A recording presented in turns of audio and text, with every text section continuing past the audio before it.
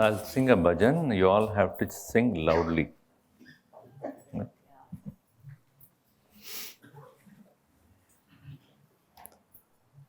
बिना ये ज्ञान कहाँ रे मनवा,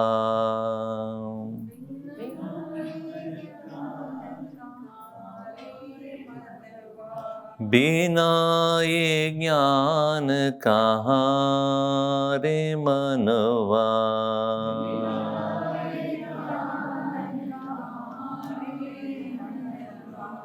ज्ञान बिना ये ध्येय अधूरा,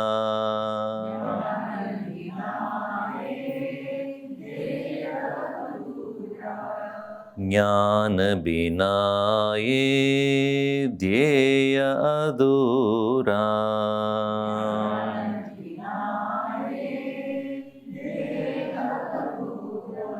बिना ये ज्ञान कहाँ रे मनवा,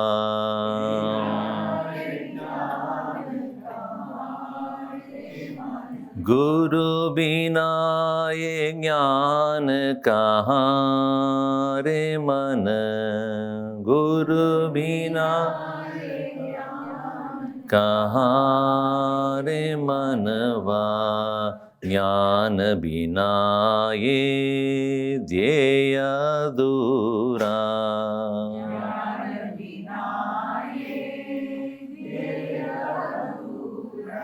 हरि चरण कमल कैसे पाऊं,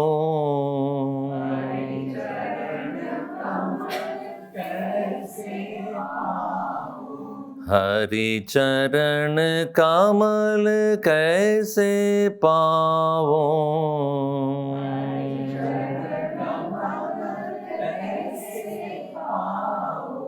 बिना ये ज्ञान कहाँ रे मनवा,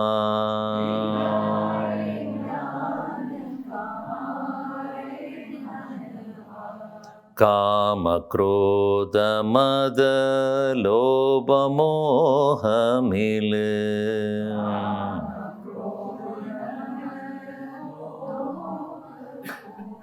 काम क्रोध मद लोभ मोह मिल, मोह लोभ मिल, अहंकार है जीव का दुश्मन,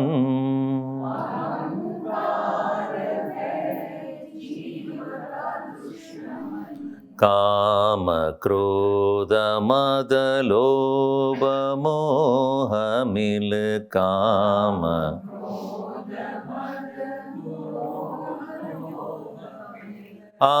अहंकार है जीव का दुश्मन,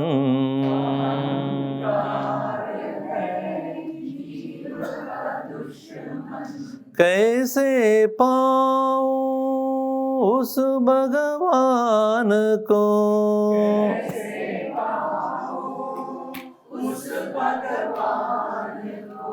कैसे पाऊं उस भगवान को,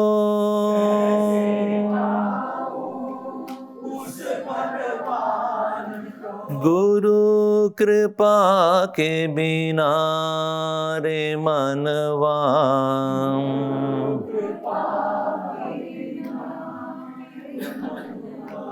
गुरु दया के बिना रे मनवा,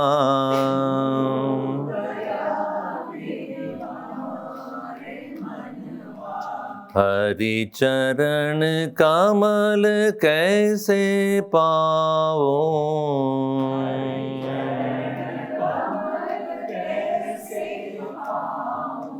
बिना ये ज्ञान कहाँ रे मनवा,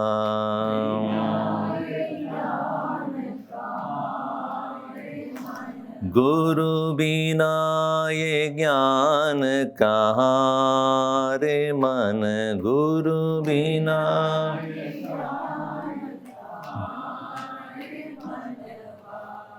नित्य निरंतर अंतर्यामी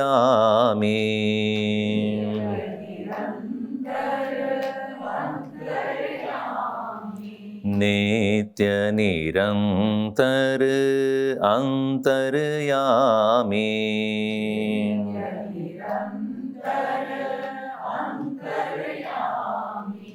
हृदय विराजे मेरे स्वामी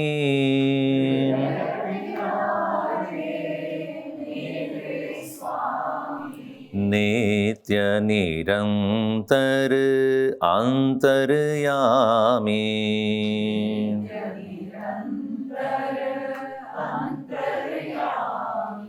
हृदय विराजे मेरे स्वामी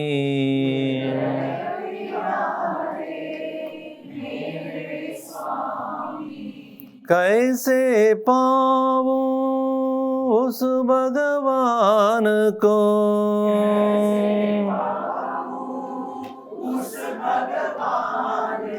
गुरु कृपा के बिना रे मनवा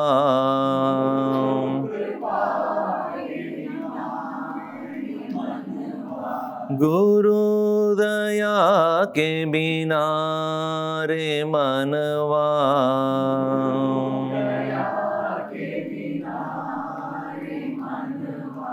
हरि चरण कमल कैसे पाओ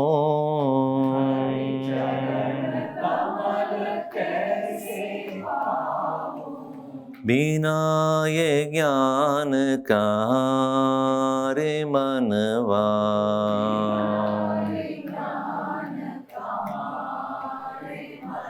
गुरु बिना ये ज्ञान कहाँ रे मन गुरु बिना रे मनवा ज्ञान बिना ये ध्येय अधूरा ध्येय अधूरा हरि चरण कमल कैसे पाऊं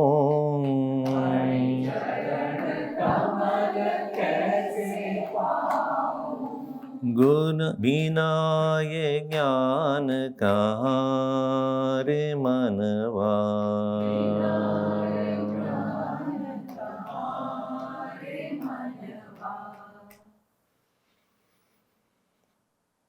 ओ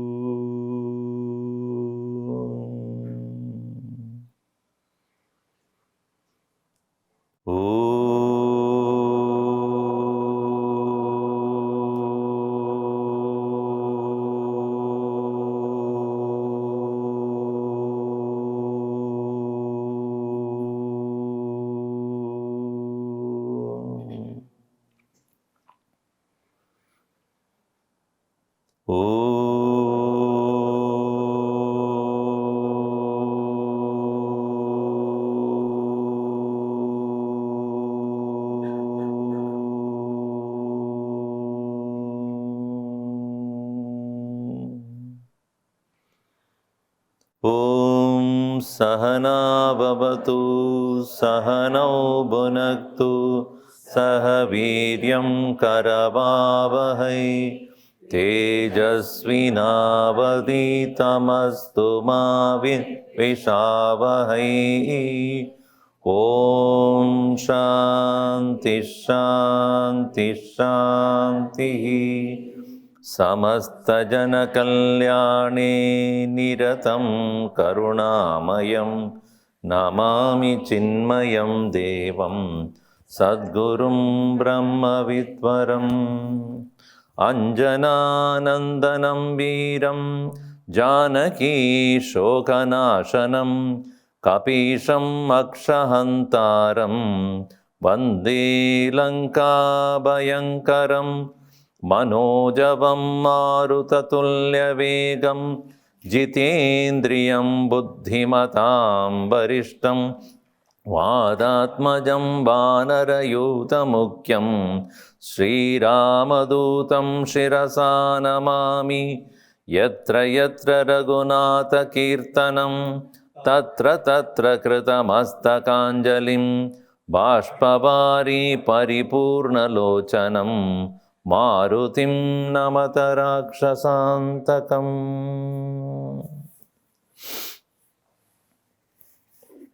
प्रातः समये प्रथमप्रणामः पापहराय पवनसुताय हनुमत्कृपया भवतु मे भक्तिः सकलसिद्धिसंसारनिवृत्तिः अणिमा गरिमा लघिमा महिमा प्राप्तिश्च प्राकाम्यवशित्वम् ईशित्वम् इति अष्टसिद्धयः वक्ष्याम्यधुना यतात्मदृष्ट्या ज्ञानप्रसादादहमि नाशने निर्वासनया विरमितवृत्त्या अनहङ्कारात् अणिमा सिद्धिः द्वन्द्वविमोक्षात् बन्धविमुक्तिः भगवद्भावितमनसः प्राप्ता स्वान्तशुद्धिः गरिमा सिद्धिः सानुकम्पहृदयेन सेवनं दीनजनाय च देवपूजनम् अहंता ममता व्यावहारिका एवं बुद्ध्वा बाधितबुद्ध्या लाघवेन हि सिद्धिः सहस जीवनं हि जीवन्मुक्तिः।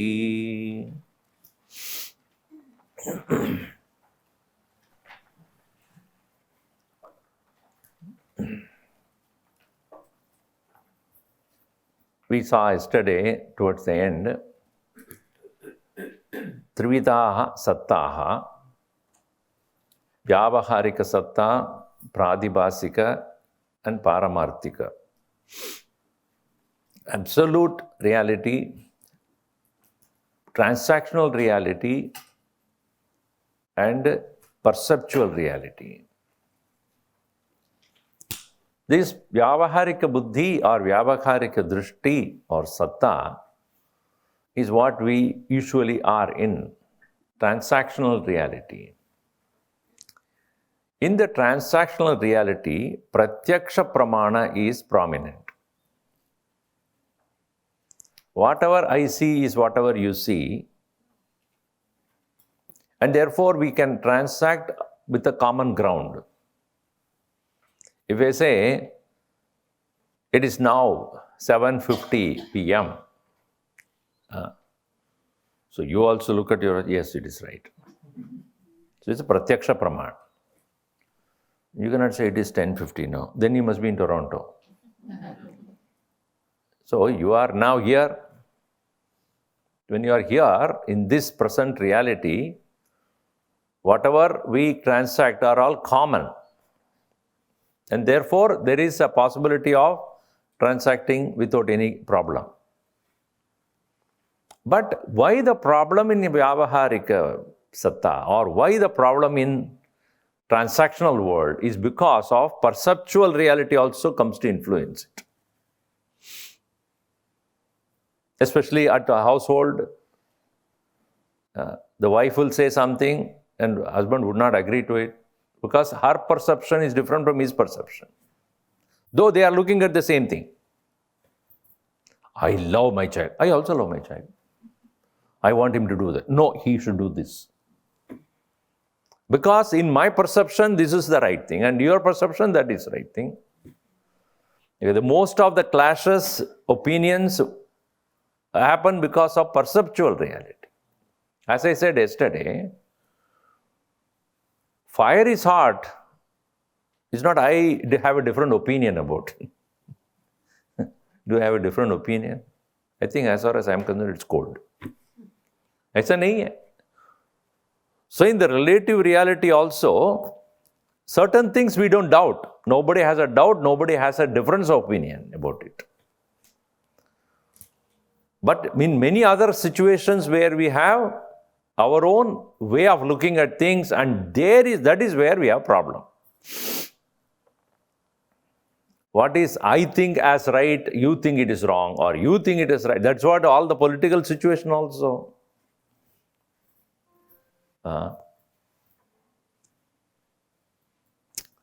In one Indian train was going on. So two sisters were traveling. And in that particular compartment, there was only one window on one side. The other side is somebody else was sitting. One window. So another person was sitting next to the window. So the train started to move. The one sister said, "Sir, please can you close the glass door, Wind is coming. It's very cold." He put the shutter, glass shutter. The other one, sister said, "It's so warm here. Just open it." He opened it. I said, "I told you to close. Close it." The poor fellow, he closed it. She got very upset, the other one. "I told you to open it, and why are you closing it?" She opened it. After that, she said, he couldn't tolerate after some time. "Do you know one thing?" "What?" "There is no glass here." Only the frame is there. Now you see, the reality is something, but perception is different. It's called the paradigm shift in management terms. So once you know it's only a frame, there is no glass, and it is only my feeling it is cold and my feeling it is hot. So many times you find that our perception is never questioned and we hold on to our own pet opinions, and the reality stands outside that. Or reality in this relative sense, I mean. So Vedanta, what it says is that until you know the highest reality, you don't even know transactional reality as transactional and relative. Why Bhagavan had to give so much information about what is nature of Atman in the second chapter itself in Bhagavad Gita before he proceeded further? Why? Understand the absolute. Then let us come to a transactional level. Avinashitu tadviddhi yena sarvamidam tadam vinasham avyayasyasya na kaschit kartum arhati. Nobody can kill the truth. So what are you afraid of? He gave the highest vision in the Sankhya Yoga in second chapter. From the highest standpoint, when you look at the situation or the problem or whatever, then you realize actually there is no problem.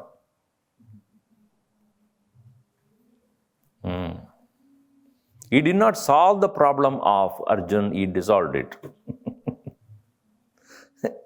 You think that there's a problem, it is no problem. It is in your thinking there is a problem.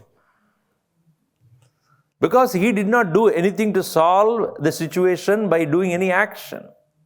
Did he solve by any action? The confusion of Arjuna was not solved by doing any action. He did not change the situation there. He did not rearrange the army. Nothing. He did not give any extra strength to Arjuna.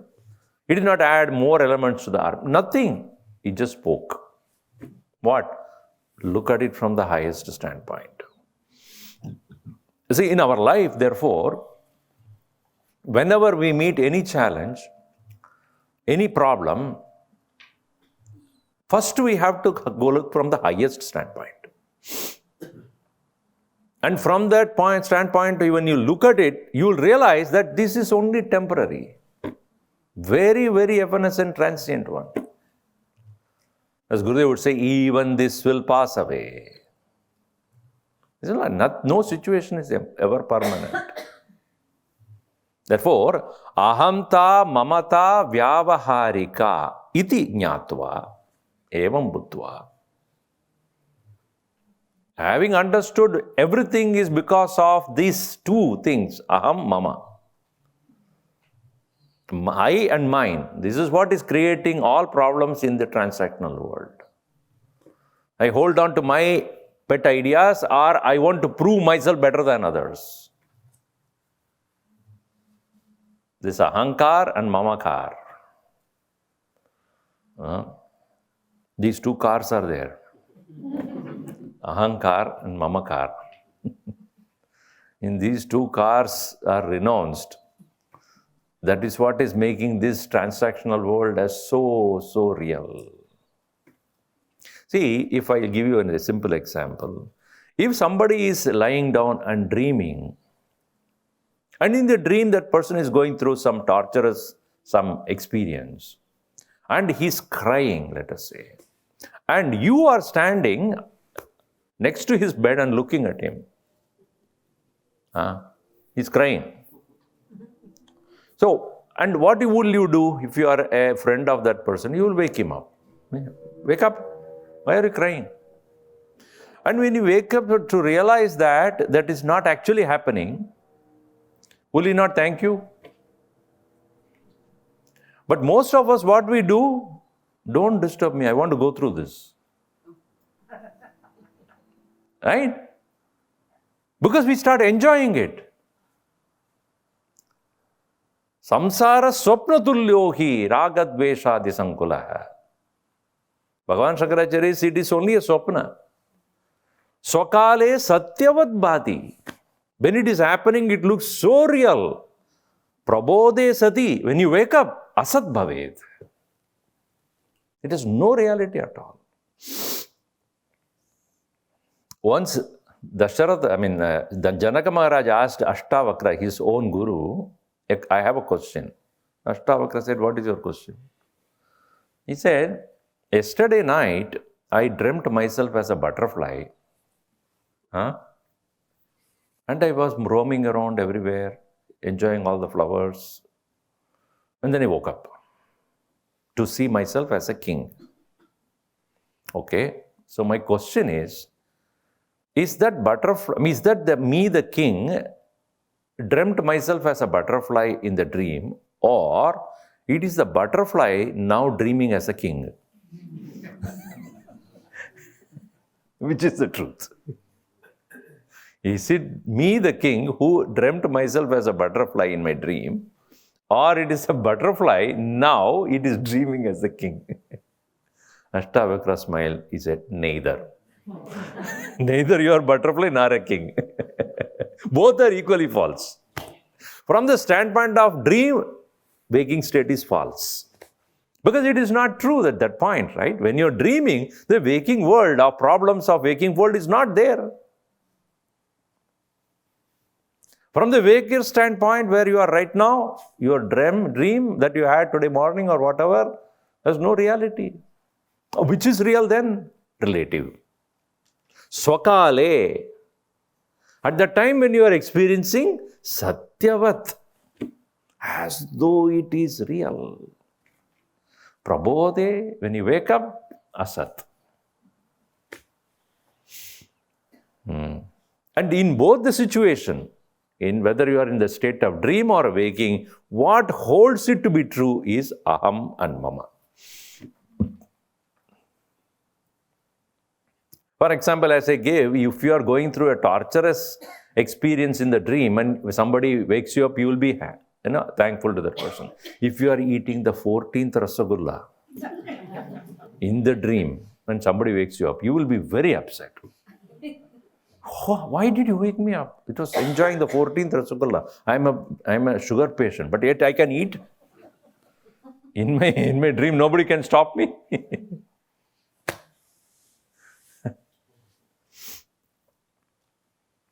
So, what is that which we need to overcome to, first of all, understand the relative nature of this worldly transaction is ahanta, mamata, vyavaharika.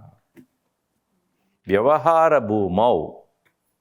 In the transactional world, aham and mama are the two ingredients that makes it appear real.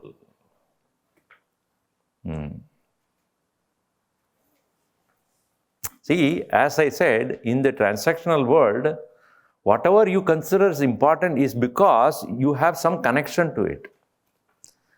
Mama, it is mine in any form. Mamatva is there, mine is there. Immediately you have concern about it, worry about it, identification, deriving of joy or sorrow. When it is not mine, you are free. Is it not true? When the moment you think that it is mine or it is related to me, at that very moment it starts to give agitations to you.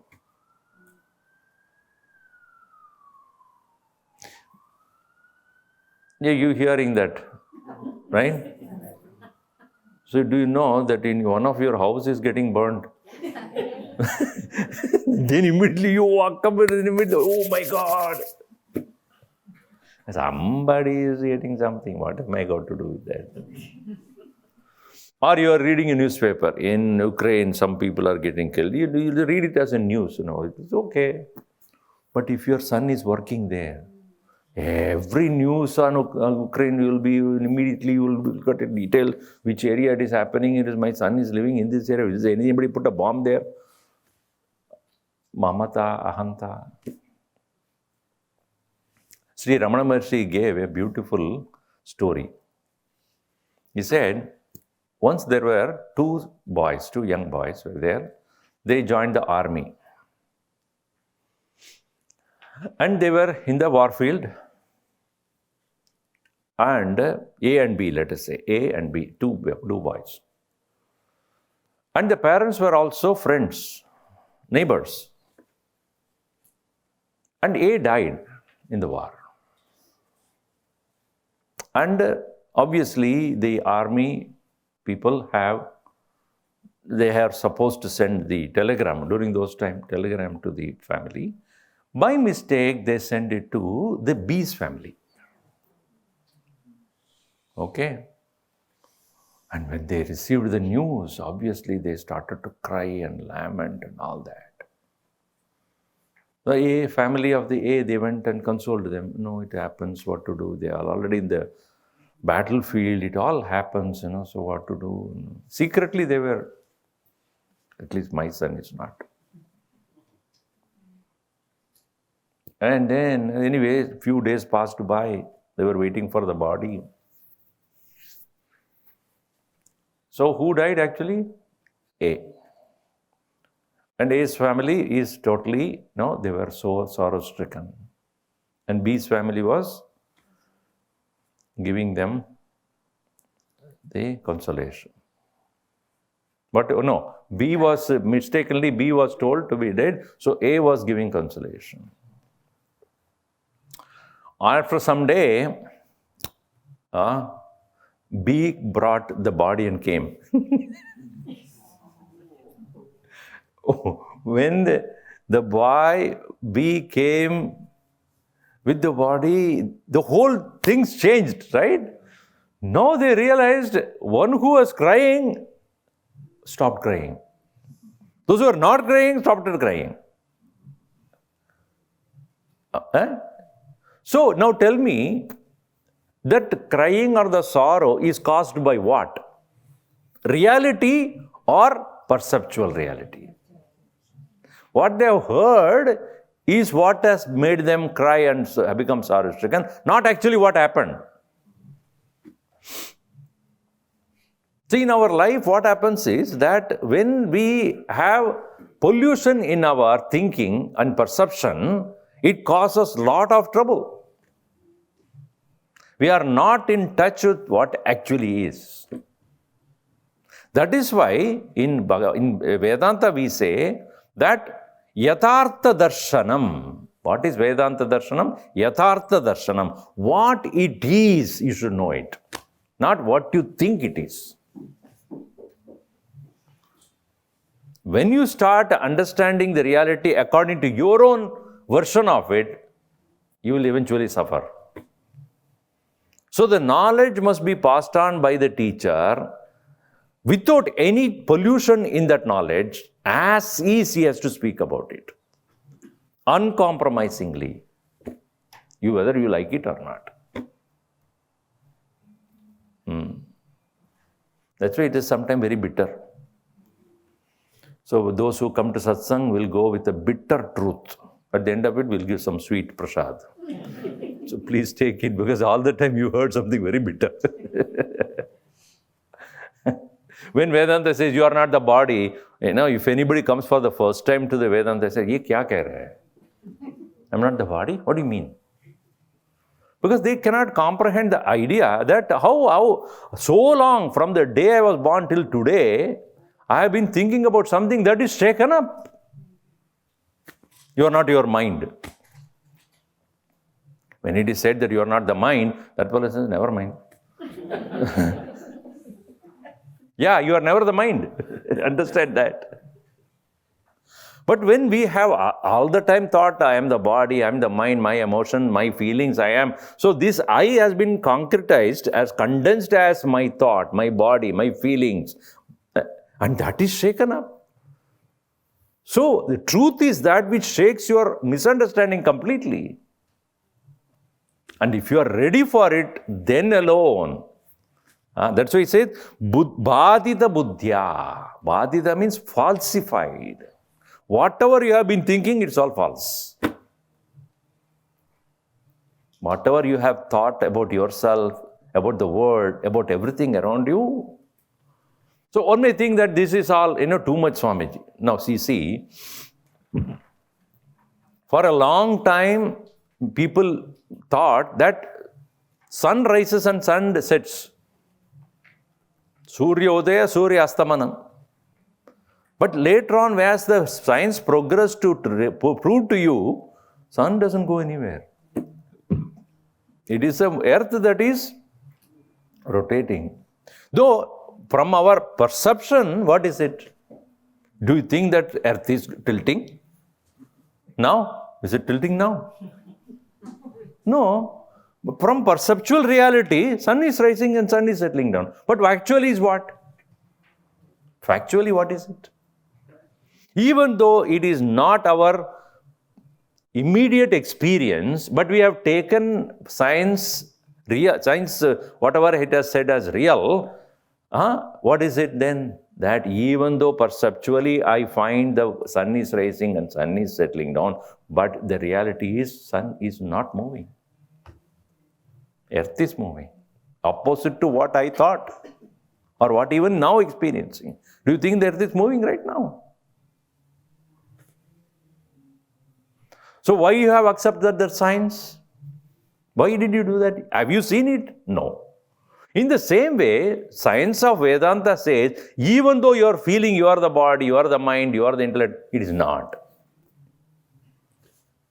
With the same kind of treatment that you give to science, physical science or whatever it is, the same kind of treatment you should give to science of Vedanta also. When it says that you are not the body, it is not out of any kind of a hasty conclusion. It is a proven truth. Therefore, buddhi is bhadidam.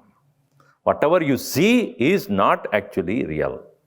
Whatever you think as you are is not true. Just like the sky is looking blue, but there is no blueness in the sky.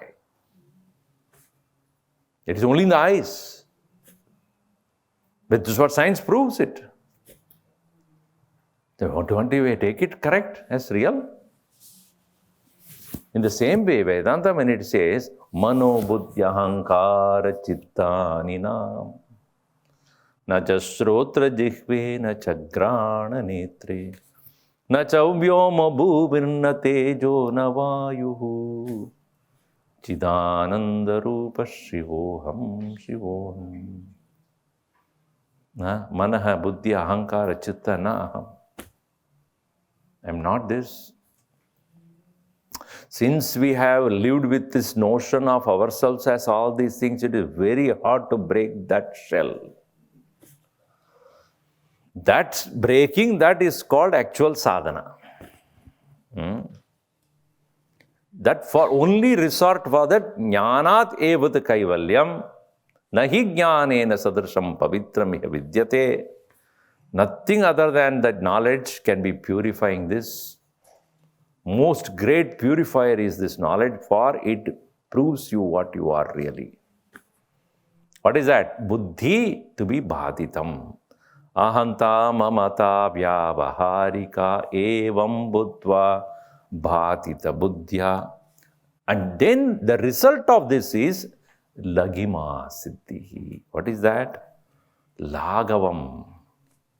Laghavena, sulabhena, sukhena. Very easily, lightheartedness comes to us. Lightheartedness means what? Nothing to be taken too seriously. Who is a lighthearted person? A person who does what he needs to do, but not troubled by it. He is carrying himself so lightly, like a feather. He is able to move in situations without getting affected by that. It's like when you are, in the flight when you are going, when you got into the flight and then everybody is boarded, and then if you see the slowly it goes to the runway and only to run away. So that goes there. Then so much of power is necessary for it to start and then move with such an amount of luggage. How much each one of us are carrying so much luggage. We ourselves is a luggage. Tons and tons of it. And then it has to take that heavy load and it goes into the runway and then it pushes itself upward there, and then when it reaches at some point of time, over. Then it is so light flying. Is it not? In the same way, sadhana samaye prayatnam avashyakam. साधना करने के समय इतना प्रयत्न होना ही चाहिए.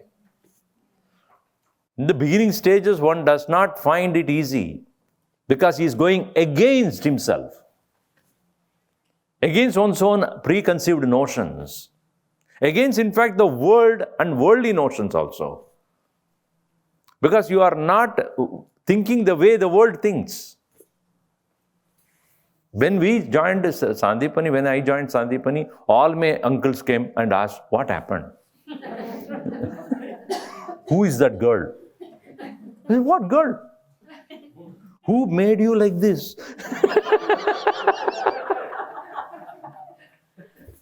I mean, they think that some problem should be there for you to become like this.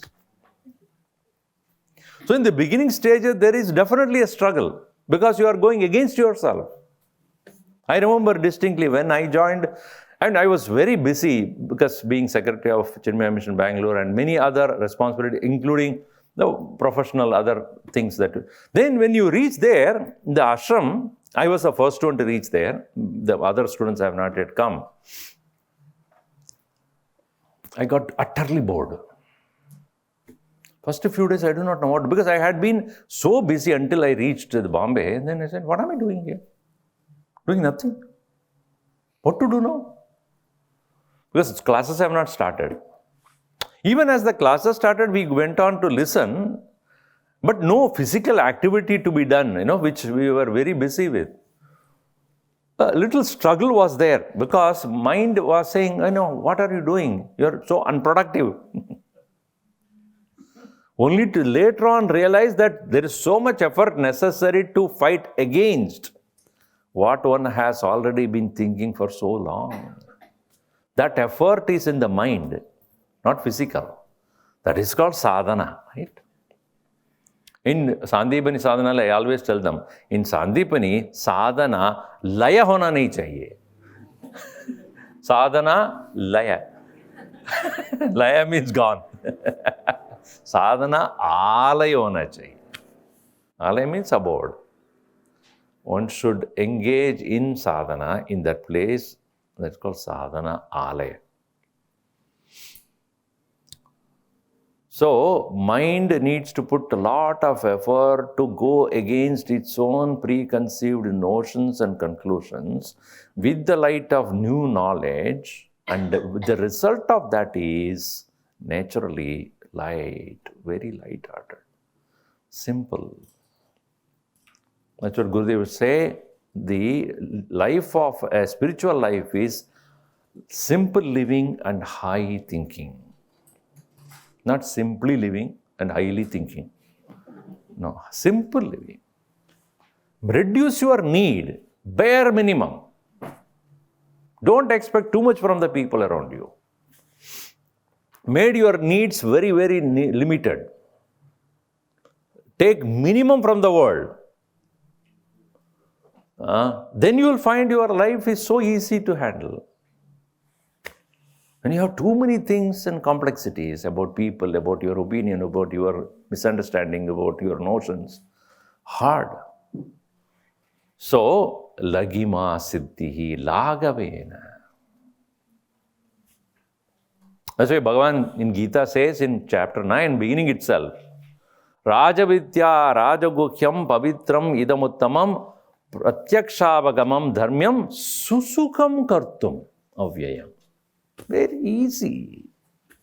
It's like a marketing skill, of course. Very easy. You know, when you buy anything, very easy. Just plug in and use it. When you plug in only, you do not know where to use, how to use it. You need to open a manual and look at it. So, but when the initial struggle of overcoming your notions, your own pet ideas and opinions and ahankara and mamatva, etc., once that is crossed over, then it becomes so simple. Then Ananda, or ultimate bliss of Atman, becomes so accessible. Independently, without any attachment to the world, we can be happy. That's why we are given the name, Ishwara Anand. Tejomaya Anand. It's not Ishwara Dukhi. Tejomaya Dukhi. Chinmaya Dukhi. ऐसा नहीं है. आनंद. वो आनंद कहाँ से मिलेगा आपको? ये किसी और चीज से मिलना है तो then dependence starts. And wherever there is dependency, there is slavery and no freedom. And eventually sorrow, because that goes away. So, lagavena hi laghima siddhi. So here laghima is lightness of the heart. No heaviness in the mind. No burden of knowledge. See, knowledge becomes a burden until it becomes an experience. As I gave the example, fire is hot is a knowledge. You gained it. Your own personal experience also. I'm sure each one of you definitely might have at some point of time, you would have burnt your finger.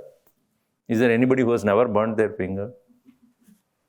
Now, if I have to tell you, fire is hot, I know it. You don't need to tell me. No, that knowledge has become your own. You don't need to say, is it so? No, I know it. So in the same way, this knowledge becomes one's own. It's no more a thing to be carried on in my head. That's why it is said, such a sahaja jivanam, natural, spontaneous, effortless living, jivan mukti. That is jivan mukti. Jivan abhi mukti. Even while living, one becomes free. Morning I was telling somebody, one person went to a Mahatma and said, मुझे शांति मिल गया परंतु मोक्ष नहीं मिला. शांति मिल गया, मोक्ष नहीं मिला. So that Mahatma said, how can that be? शांति मिल गया तो मोक्ष नहीं मिला. हाँ, शांति मेरे बीबी का नाम है.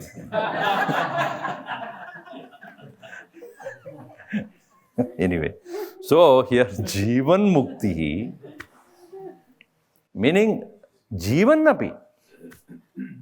Even while living, one is free. Jivan Muktananda Lahiri, beautifully put by Shankaracharya. Pure pauran paschyan nara yavadinama kritimayan. Subesha alankaran kritan karada kalitan chitra chadrishan. So, a Mahatma is one who looks at the world like any one of us. Pure pauran paschyan. Pure in the city. Paschyan, what? All the people. Nara yuvadinama kritimayan. Nara yuvati, all of them. Suvesha alankaran karita krita kalitan chitra sadrishan.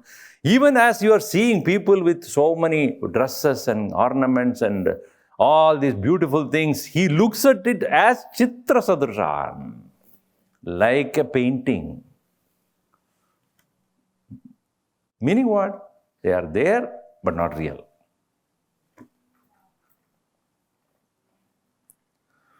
So even as he deals with them, always he is free of it. A chitra jaise, like a picture on the wall or a projection on the screen, how real it is, even as you see it.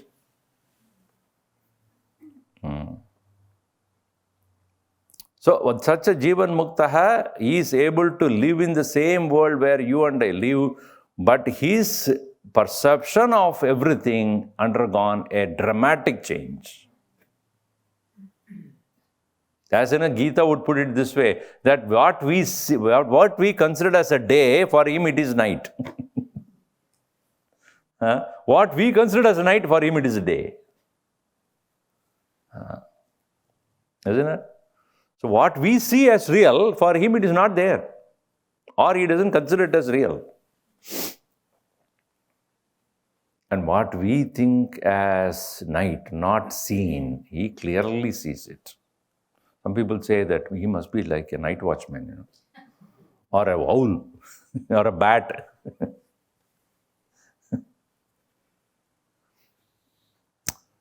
So here, Jivan Muktihi is Sahaja Jivanam. Sahaja Jivanam, natural. But Ramana Maharshi used to say that a Jivan Mukta lives in this world in this way. How does he carry on his life? Because many people ask this question, what about his prarabdha? He also will have the body. He will also have to have hunger and thirst and everything. Will he not experience all these things? He will. But that is not the priority for him. हाँ है, शरीर है, देह है, उसके लिए सब करना है, तो क्या करेंगे? But that is not the priority. So he lives, no doubt, from the highest of others, he will be also eating, walking, drinking, everything. But what goes on here? And he would say, a Jivan Mukta lives a life like this. Just like a person who has gone to the marketplace to sell his produce, from his village, he has gone to the main town and he has got all his the farmer, whatever he's cultivated, fruits and vegetables, whatever, he gets to the main marketplace, sells all of them, got the money also, and had a nice dinner or lunch. And afterwards, when he gets back into his bullock cart, he sleeps. The bullock cart, the bulls will know how to reach back home. Right? He doesn't need to drive at all. Many times you will find that bullock cart slowly, it will be going. Nobody will be driving it. That bullocks, they know exactly how to reach the village and stay next to his house. In the same way, a Jivan Mukta allows the whole life to go on without he driving it.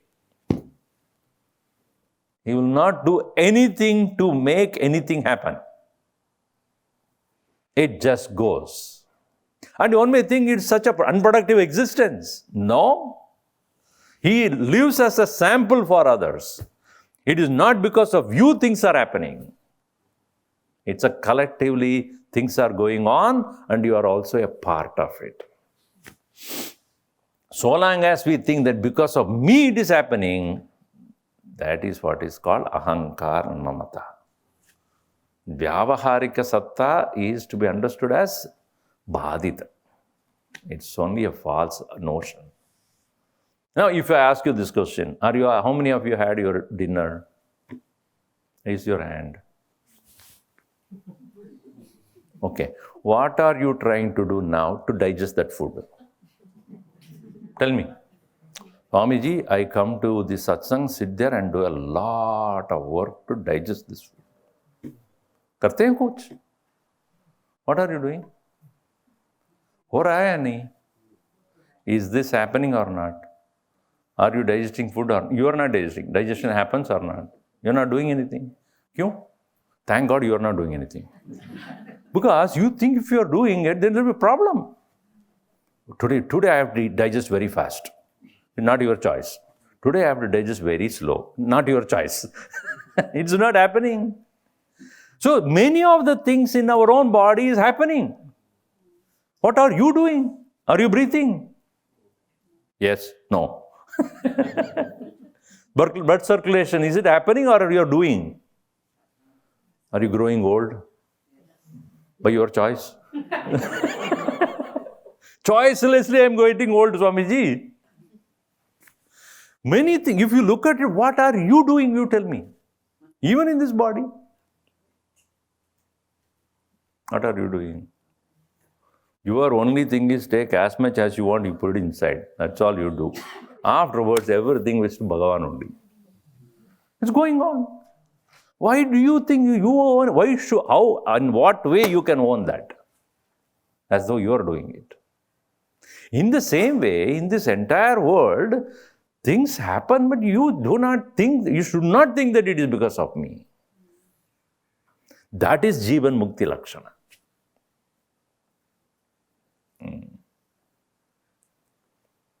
Alright, I'm just watching it. Wherever I need to participate, I participate out of my choice, not compulsion. Such a mindset where it is not irresponsible living. Udasina vadasina. Bhagavan says that I remain as udasina. Asaktam teshu karmasu. He declares to him, to Arjuna, I am doing there, but udasina vasasinam asaktam teshu karmasu. Udasina means I stay above it. Not indifferent, not carelessness, watchfully, but not engaging with an intention to do anything, but watch it. So, Jivan Mukti is that Sahaja Jivanam, a state of living where there is spontaneous, effortless existence and engaging in the world by choice and very light-hearted. Nothing remains in that mind to bring it down. Gurudev used to say, like a mirror. When you stand in front of the mirror reflects you, right? When you go away from the mirror becomes unhappy? Don't go. Neither when you are standing there, it is attached to you, nor when you go away, it is unhappy about it. Right? In the same way, a Mahatma lives in this world. When things are happening, he will be there, participating. When he is not there, he is by himself. Yogarato va, bhogarato va, sangarato va, sangavihina. Yasya brahmani ramate chittam nandati nandati nandati. That is called lightheartedness. Laghima siddhi. Continuing here, what is next one is mahima. Mightiness. Mahima is mightiness, powerful. Tattva nischayat swatmajnaptihi. Antarbahishcha purna drishtihi mahimatmanah mahima siddhi videha muktya ishvara drishtihi तत्त्वनिश्चयात्वात्मज्ञप्तिः अन्तर्बहिश्च पूर्णदृष्टिः महिमात्मनः महिमा सिद्धिः विदेहमुक्त्या ईश्वरदृष्टिः.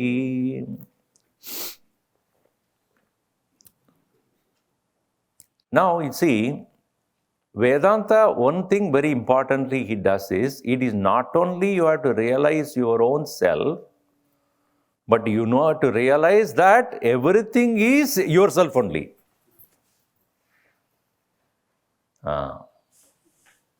Everything is yourself only.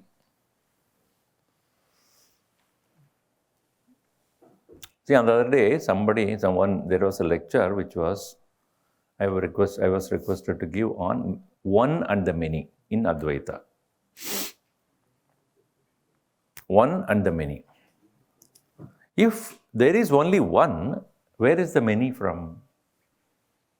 कहाँ से this जगत कहाँ से आ गया? एक ही है तो. There is only one. Why is there is this variety? What is this variety means? Now, most of the Semitic religious concepts, they say one is there and he created the many. God is one, but he created the universe. Right?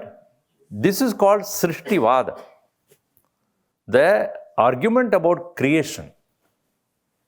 The argument about creation is what? That the one God, whatever, that power, created the whole world. This is the Vada. That means it was not there before and came to existence at some point of time. It's a very detailed discussion on that.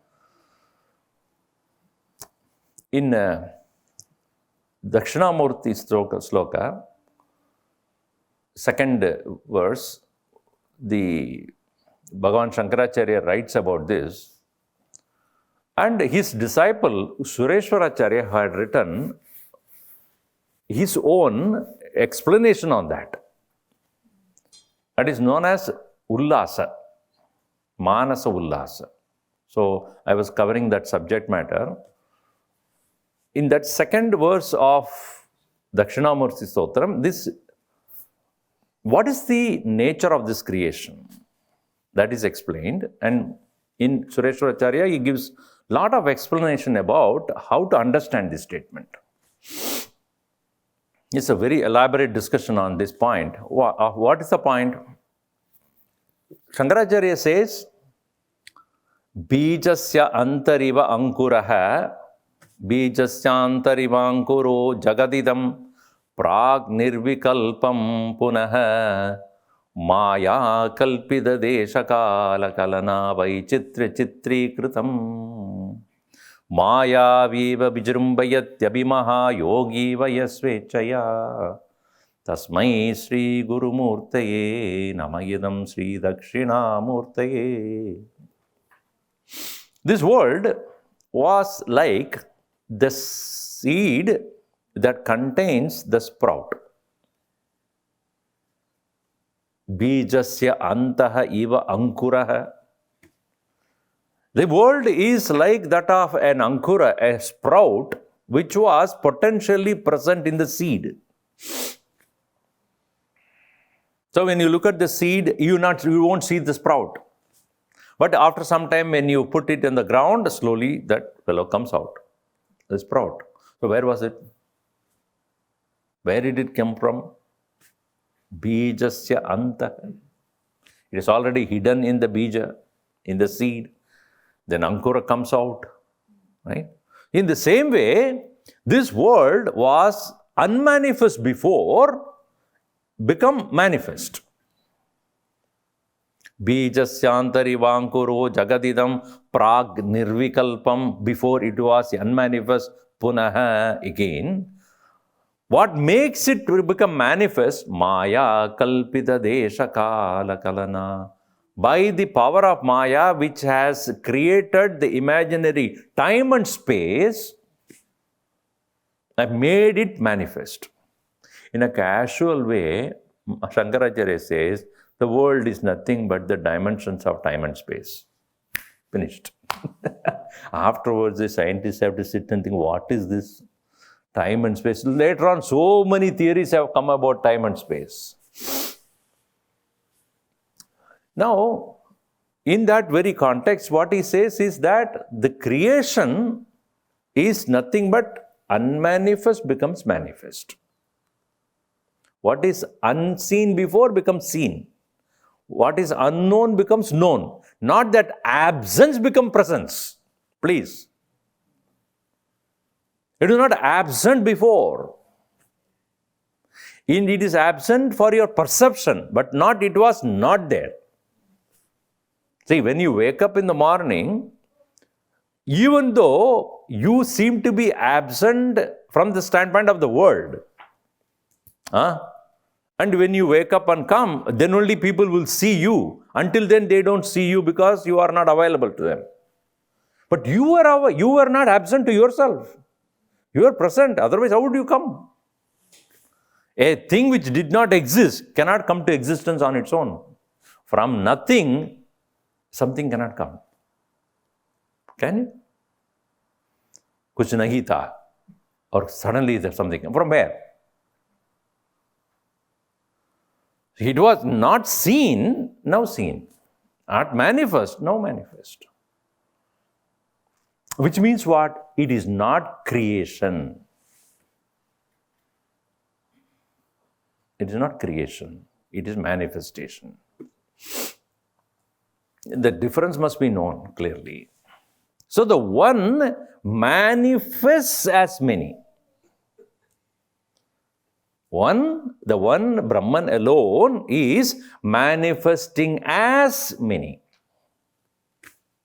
And what makes it manifest as many? The factors that makes it manifest as many is time and space. It's very abstract, no doubt. Shankaracharya's mind, if you want to think, it is very abstract. You have to dwell deep into what he's saying. On a surface, if you understand, it will not make much sense to you. The creation becomes creation, or so-called creation, is nothing but varieties of names and forms is what is called creation. But this creation is nothing but the manifestation of the unmanifest one, and this process of manifestation is due to time and space. For when you are in the deep sleep state, you have no concept of time or space. Think. How long you slept in the class? Swamiji, I came at 7:30. Then I woke up at 8:15. Now, you should know both the time, right? When you went to sleep and when you got up. Then only you know how long you slept. If only you know about waking up time and when you do not know when you went to sleep, you can never calculate how long you slept.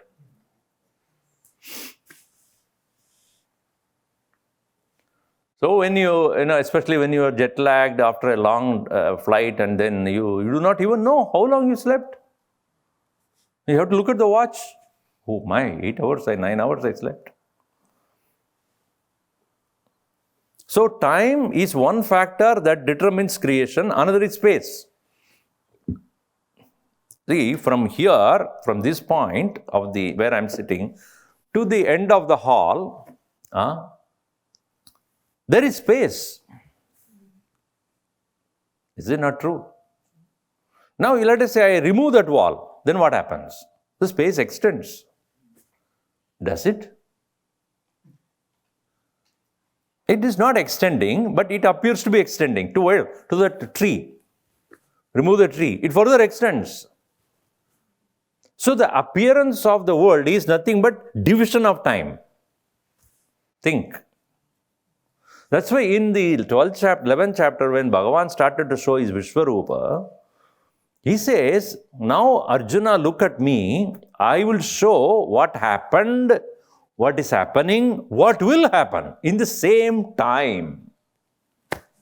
For he destroyed the boundaries of time. Nowadays, many movies have come, Matrix and then Inception and all that thing. These are all based upon this concept only. Influxes of movies and all. Inverse. So he showed this was what happened in the creation. This is what you are right now, and this is what is going to happen. He could see both, all the three at the same time. That's why he gets very scared. Also, past, present, future are broken, and space is also broken. He's showing earth, heaven, and the inner space at the same place.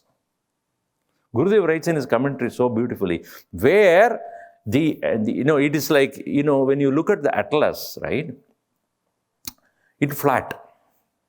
You see, an atlas, when you printed in the book, it is flat. So you can have a comprehension of, this is the Australia, down under, and this is another end of the... No, but actually, they are wrapped, right? It is wrapped. So if you say this is the end, this is where the end, this end, and this is the other end, actually they are not end, they are together.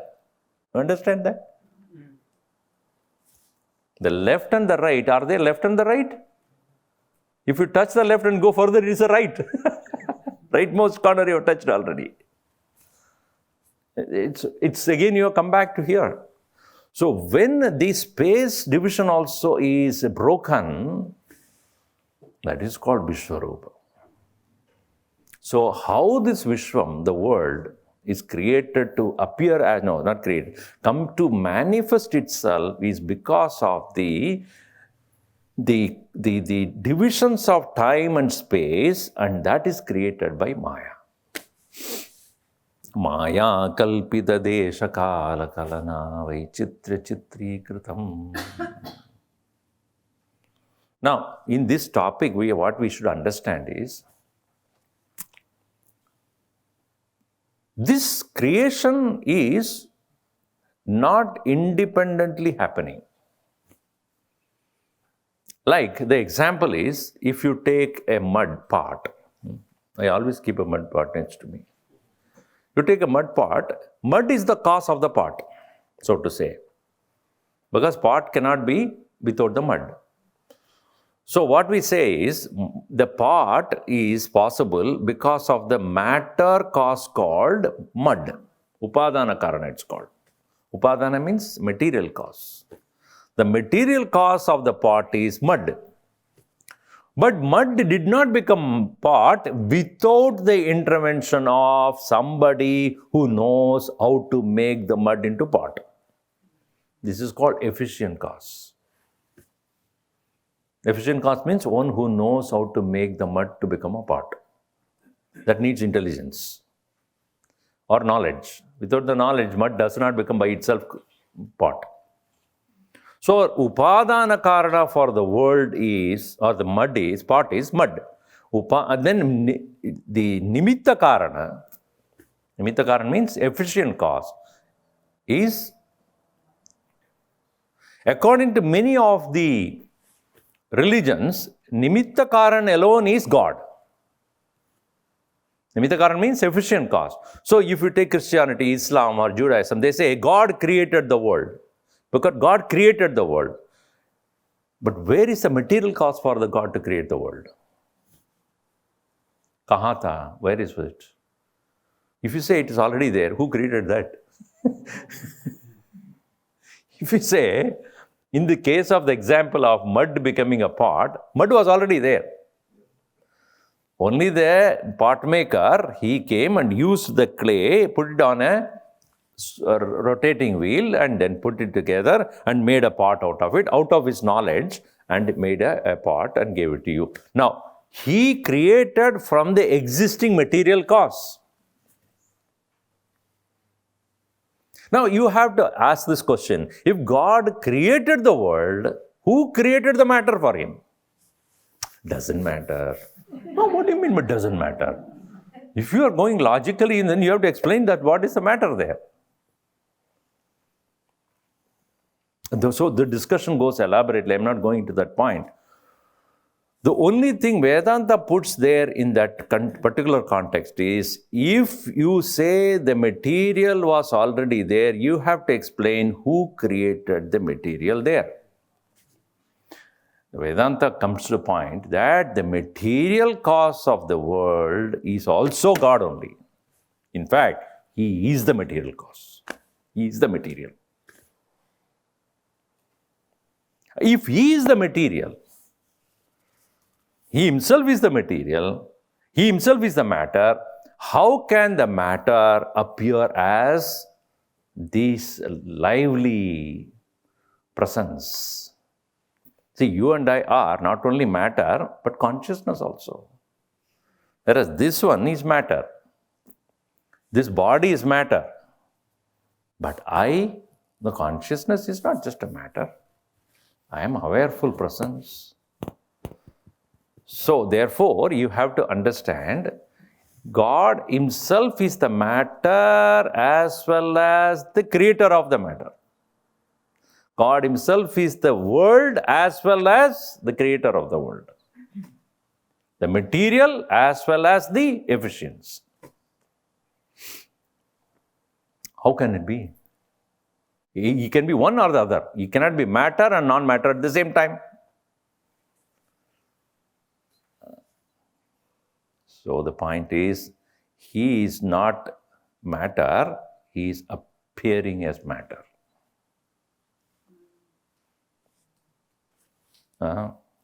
It's only appearing as the matter. Now, to explain this simply put, when you are in the state of dream, who creates a dream? Yeah, Swamiji, my wife creates this dream. Who creates a dream other than you? Who's the author of your dream? Who is the author? You yourself. Your mind, you will say, but of course it's you. If you say my mind, does that mean something different? So my own mind is creating the world of dream. And who is watching it? Me. I created it. I am watching it. In whom it is dissolving? Mayye vasakalam jatam magi sarvam pradishtitam Mayi sarvam layam yati. In Kaivalya Upanishad. In me alone it's created. In me alone it remains. Into me alone it dissolves. You can say in dream, Mayye vasakalam jatam. This Swapna Bhumi is Mayye vasajatam. In Mayi alone everything happens. Mayi pradishtitam. It remains in me. Mayi layam yati. Into me alone it goes. When you wake up, it goes into you only. So even though you see many other characters in the dream, all are you only. Even if I want to participate in you, I can't possible. Nobody else can enter into your dream, right? All the characters that are there in that very dream, whether it is human beings, other living beings, trees and plants and water and fire and earth and all things that you see there is nothing but you. In the same way, it is said in Upanishad, So kamayata bahusyam praja yeti satapo tapyata satapastaptva idagam sarvam asrjata yedidam kincha. He himself wants to appear as many, and therefore he created out of himself everything, and he himself is present as everything. So, one and the many are none other than one itself is the many. It is not one and, one itself is the many.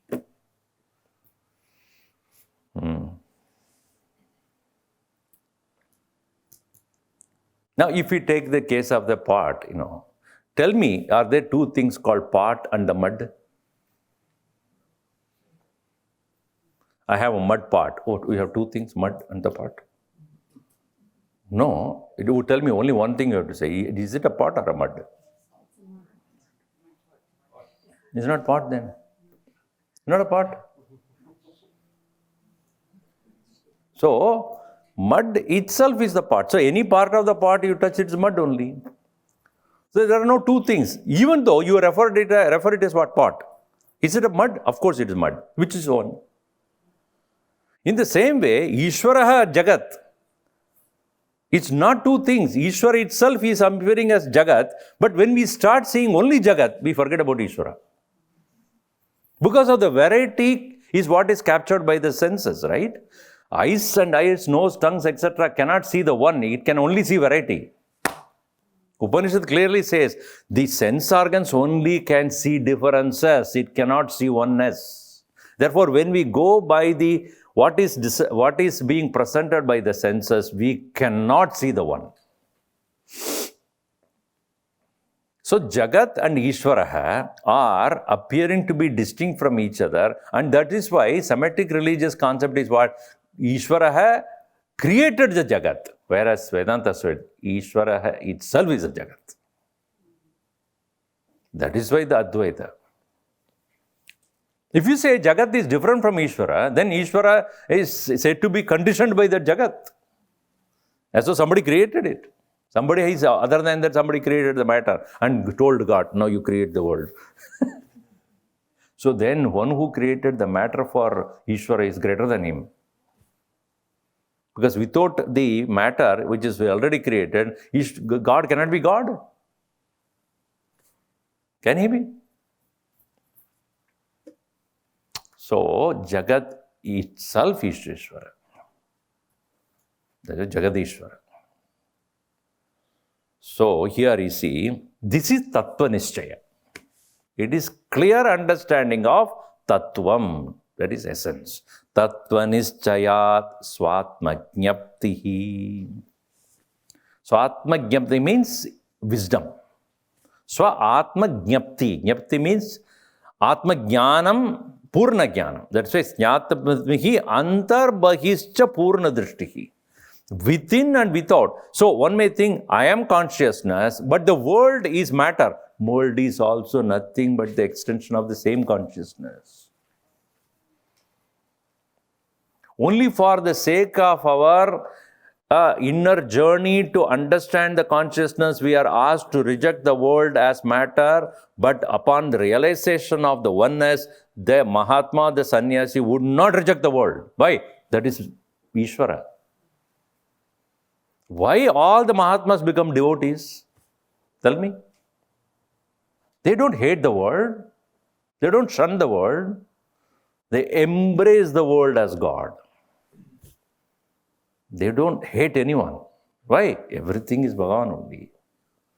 That's why Bhagavan Krishna says that, who is my devotee? Who is my devotee? Yo na dveshti na kankshati. Adveshta sarva bhutana. One who doesn't hate anyone. Why? Because sarvatra ishvara drishtihi. So in the case of a person, it is like this. When you want to learn about driving, you have to go to an isolated place. Right? You cannot start your driving lessons in a marketplace. You can. There will be a lot of victims. So when you want to learn how to drive, you have to go to a place, a solitude. In the first time when I wanted to learn, biking, motorcycle. So near my house, there was a big playground. So my brother took me there and said, okay, I will sit behind you, you start. It was an old Lamberta scooter. You should know, it's a small truck. It's so heavy, extremely heavy. Those who have seen it, you'll know it. Huge.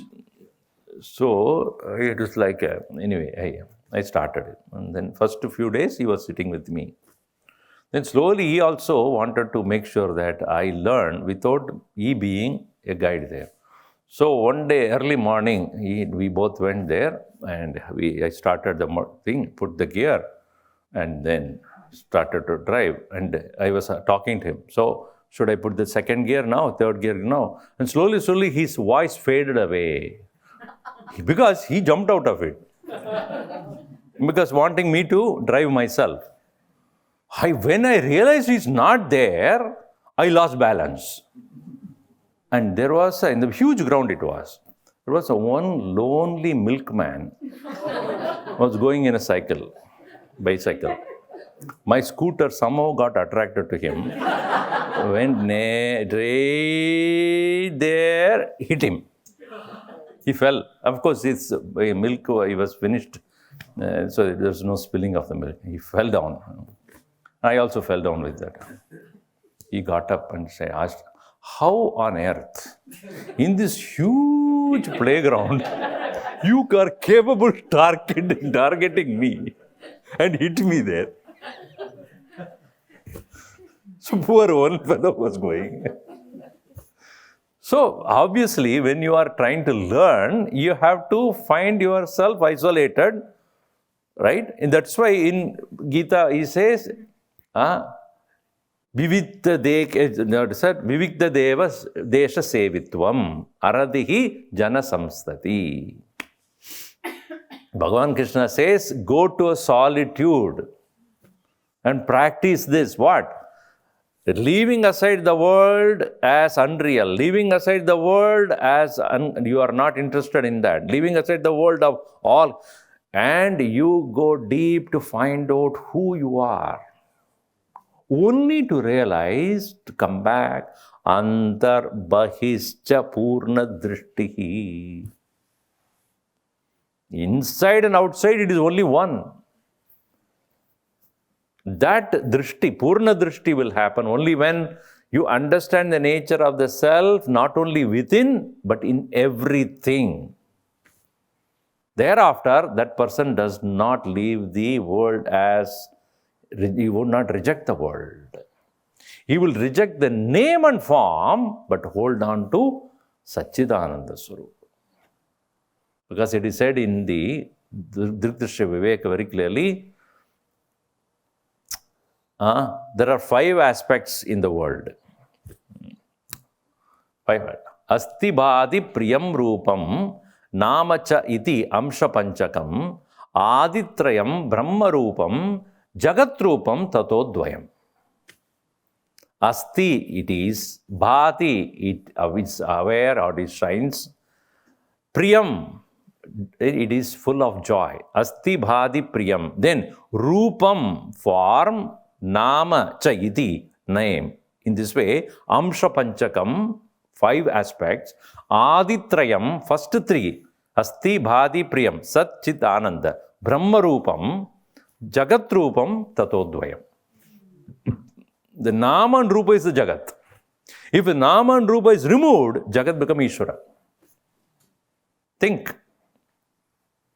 If name and form is gone, form includes all the qualities. Name and the form are gone. Who are you? Without your name, the name also comes according to the form only. And form includes all your qualities. Jati, Niti, Kula, Gotra, all of that belong to that. If that is removed, who are you?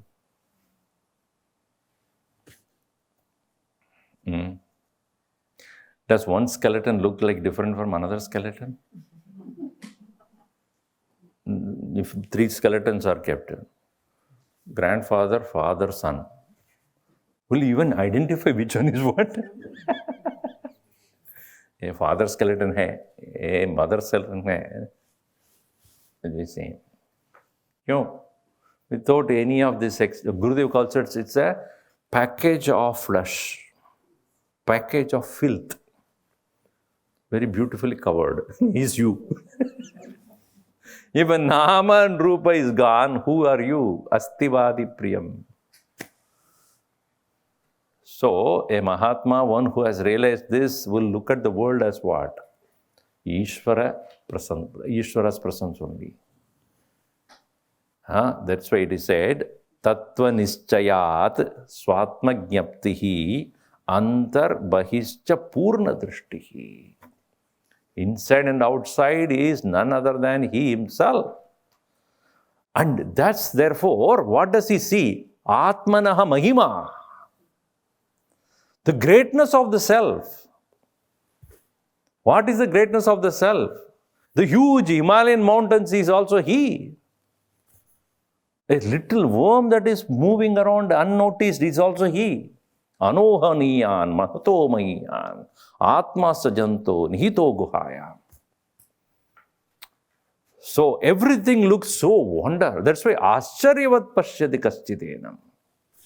He will start living with wonder only all the time. Everything looks like a great phenomena. As Bhagavan would say, in the water I am the taste, in the fire I am the heat, in the sun I am the light. Thereafter, such a person will look at everything with great wonder. Swami Tapovanam was like that. Anytime he will look something, he will just get lost. The Atmanaha mahima. So he will start looking at the glory of the self. So such a person, when he lives, not a moment he will lose attention of Ishvara. See, it is not just a worship of the Lord with a name and then a chanting and then rituals and prasad. And just now we were coming, no? Biggest crowd is in the kitchen only. अरे ऊपर में वो आरती चल रहा है, किसको मालूम है, चलने दो. Everybody is in the kitchen. महिमा वो है. I mean, all these rituals, you will find that it will become empty action without understanding.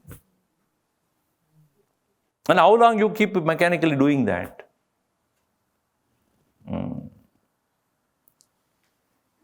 So, mahimanam mahima siddhi. That is called the largeness of the person. His heart becomes large-hearted.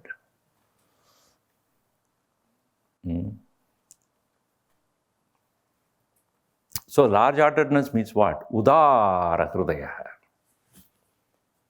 Udara sarva evete. Bhagavan says that the devotee of mine is udara hrudaya. A large-hearted presence.